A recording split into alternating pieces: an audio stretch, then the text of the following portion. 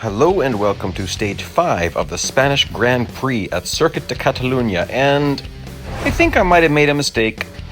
The bots get quite hard for me today, and I'm glad there seems to be a difference in the goal requirements.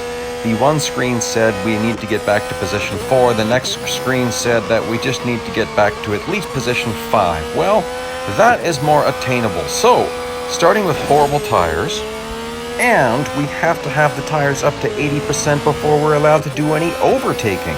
So, it took me a few attempts to do this stage. If you just drive it nice and clean, you're going to catch up really early, but you can't do anything because your tires aren't warm enough. So I just found, well, I got to do a combination of a little bit of skidding, a little bit of drifting, and also catching up. So I'm doing it a little bit here and there, and I'll catch up pretty quick. And I can actually overtake him sooner if I do this than if I just drive nice and clean and catch him, because then my tires are really far from being heated up. Now that cut cost me a little bit in my heating up, but not very much. Also helps me to shave time, which I really need. This is not easy. I'm curious what everyone else was experiencing, because man, in my Mercedes, this is not easy, and I'm right at the PR requirement.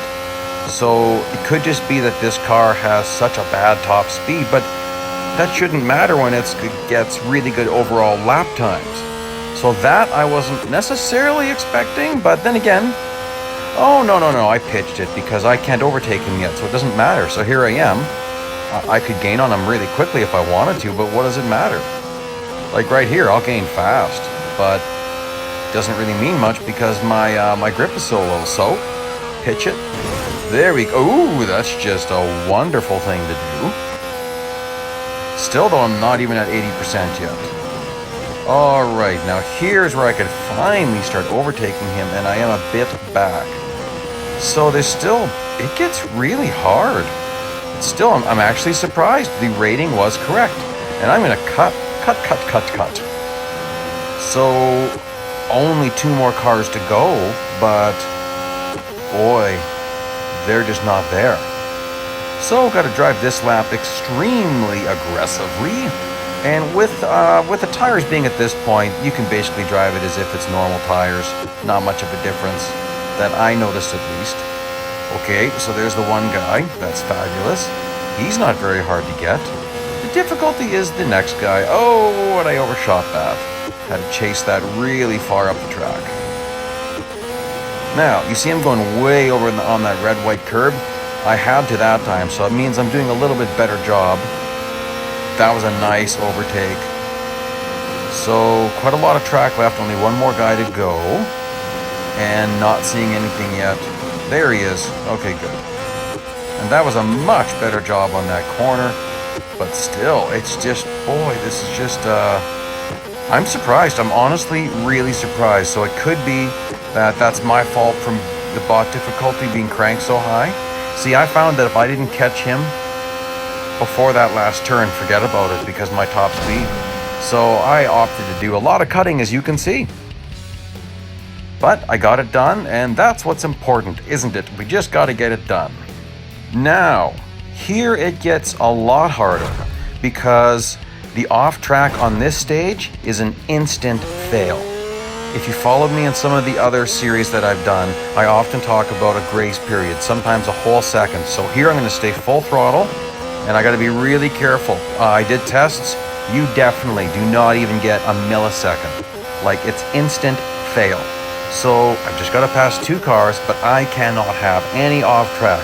So here's where you get a great sense of where off track actually is at this particular track.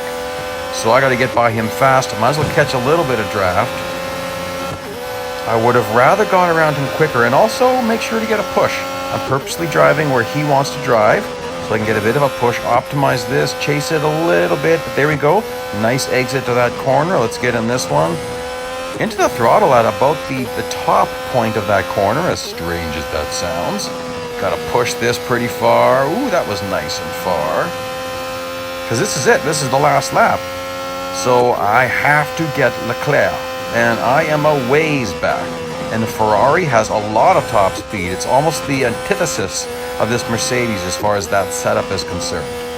So it favors speed. And on certain tracks, that becomes a big deal. So I need to get him here, and there we go. It's a no damage stage, but I got away with that much. If you don't get him back there at that chicane, forget about it. You will not catch him.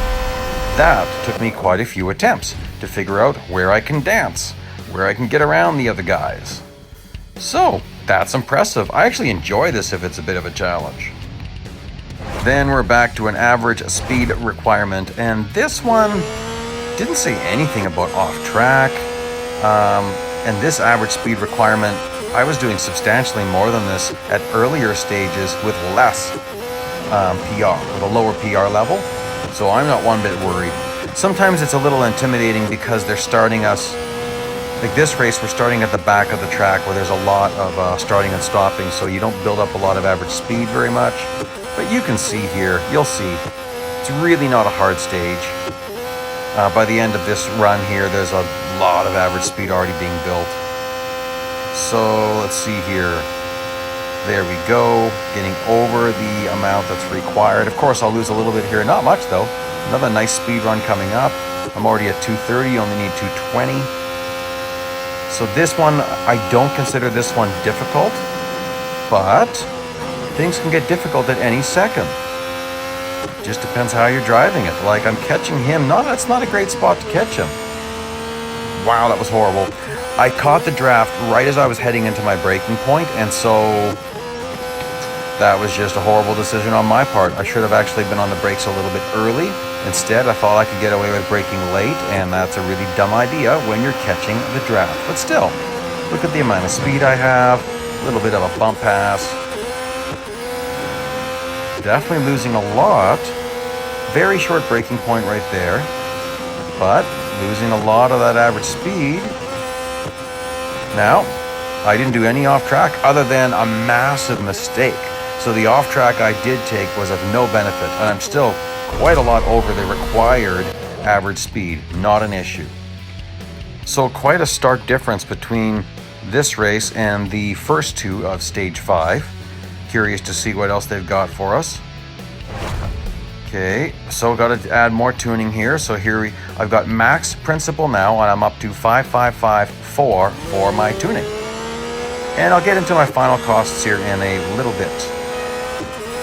Adding everything up. I like to add up everything I've earned through the whole event to give a really good idea. Now they're driving in formation, which is kind of annoying, but that stops as soon as the outlap is over. Even though that's lap 62, as far as the bots are concerned, that's an outlap, and they drive in formation, which meant a horrible exit out of the chicane for me. But there's Hamilton. Shouldn't be any problem in overtaking him. And then we're just not allowed to get overtaken. So make sure you plan your passes carefully.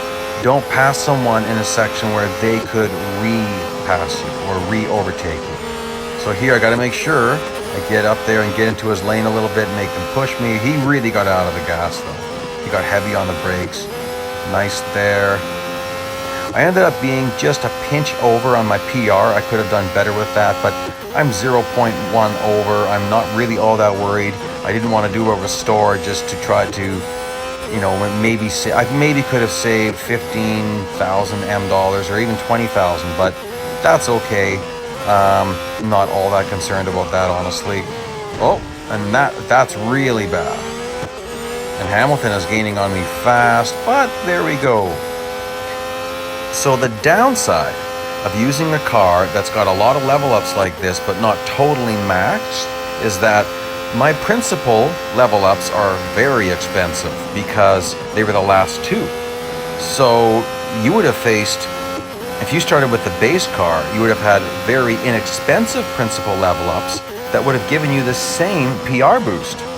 So starting with a base car would have meant spending way more M dollars, like about 3.4 million M dollars, but then a lot less gold. Now, of course, I didn't need to spend any gold at all. I could have just bought more M tuning, and I would have been wasting my principal XP at that point, but that was an option for me, so I could have done this actually without spending any gold at all, and way less M dollars than someone who starts with a base car. However, my long-term goal was to have a car that was kind of the opposite of my McLaren. So my McLaren has that, really good top speed, whereas this Mercedes really focuses on more so the acceleration, grip, and brakes. So now I've got two cars that are really good for future time trial competitions. Oh, that was a really funny end to a race. Like I said, on the other stages, I sometimes like doing stuff like that. Okay, we've got one more to go. So in the last race, we just have to finish last lap in under 1 minute, 9 seconds and a half. So 9.5 seconds, 1 minute, 9.5 seconds. Sorry, I said that really silly the first time. And you really can't set up the start of the lap because you're going down the start-finish straight. I don't think that's going to be a problem. I was pulling faster times than that in prior stages, but I was in control of setting up the run. So we'll just have to see what this is going to look like. No bots in the way, but there could be lap traffic.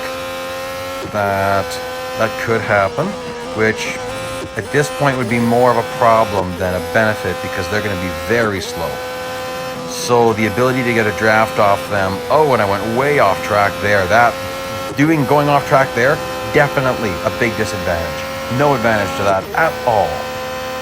But I don't think it's going to be a problem. I think I'm going to be just fine in finishing this one off. I don't think it said anything about off track. So if you wanted to, you could cut the corners. I don't think that's going to be required. Like even here, I'll just take it easy. That might have been off track, but still, not really advantageous the way I did it. I actually slowed down too much. He asked for a memorable finish, so I think that's memorable. Maybe a little bit stupid, but memorable. Now remember, that time includes the outlap, so don't worry about that time there. It's not a glitch. My lap was faster, way faster than Hamilton. Okay, that is the completion of this event. Now, let's get on to all of my earnings and my expenses.